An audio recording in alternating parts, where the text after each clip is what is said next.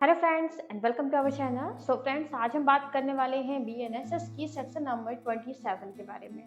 तो ये बात करती है सरकारी अधिकारियों के बारे में। तो सरकारी कर्मचारी यानी कि सरकारी अधिकारियों के पास कौन कौन सी शक्तियां होती हैं, ये अपनी शक्तियों का यूज कहाँ और कब कर सकते हैं।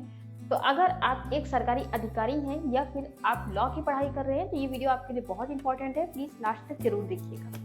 तो हम जानने वाले हैं आज बीएनएसएस के सेक्शन नंबर 27 जो बात करती है पावर्स ऑफ ऑफिसर्स अपॉइंटेड। इसमें हम 3 पॉइंट्स के जरिए समझेंगे कि किस तरह से अधिकारियों को कौन कौन सी शक्तियां दी जाती हैं और वे उसका यूज कब और कहां कर सकते हैं। फर्स्ट पॉइंट है who is an appointed officers. Officers को अपॉइंट कौन करता है। तो हमारा फर्स्ट पॉइंट है who is an appointed officer. Appointed officer कौन होता है?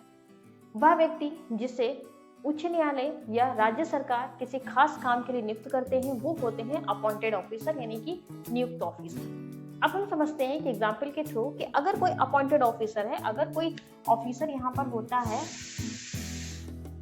अगर कोई ऑफिसर यहाँ पर अपॉइंट है और उसी का पद खाली हो जाए या फिर उससे उच्च पद खाली हो जाए, तो फिर जब तक कोई नया आदेश नहीं आता तब तक ये ऑफिसर अपना भी पद देखेगा और उससे उच्च जो पद है उसकी भी शक्तियां इस पर बनी रहेंगी।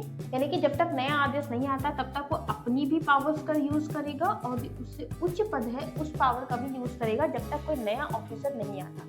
तो ये यहाँ पर पावर दी जाती है अपॉइंटेड ऑफिसर को, जिसे उच्च न्यायालय या फिर राज्य सरकार नियुक्त करती है। जो अधिकारी सरकार या न्यायालय द्वारा किसी पद पर नियुक्त किया गया है वो अपनी पावर्स का इस्तेमाल करेगा जो उस पद पर पावर्स दी गई हैं, और जो उसका पोस्ट जो खाली है उसके लिए भी अगर उसे सरकार के द्वारा पावर दी गई है तो वो उसका भी वैसे ही इस्तेमाल करेगा जैसा कि पिछला अधिकारी इस्तेमाल कर रहा था।